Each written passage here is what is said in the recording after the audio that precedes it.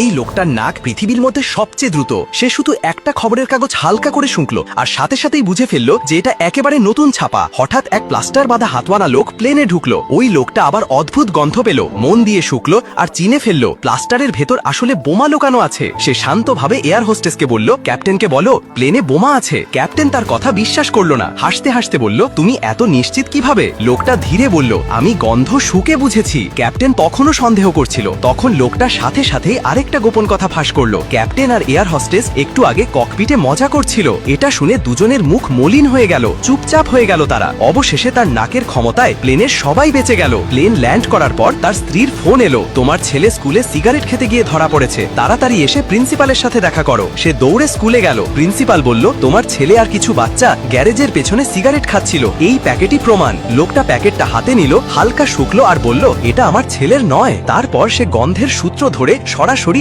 আসল সাপ্লায়ারের কাছে পৌঁছে গেল। মাটিতে পড়ে থাকা ব্যাগ তুলে বলল, এটা তোমার না। ছেলেটা চুপ রইল। লোকটা ধীরে ব্যাগটা উল্টে দিল আর সেখান থেকে অনেক সিগারেট বেরিয়ে এলো। সে শান্তভাবে বলল,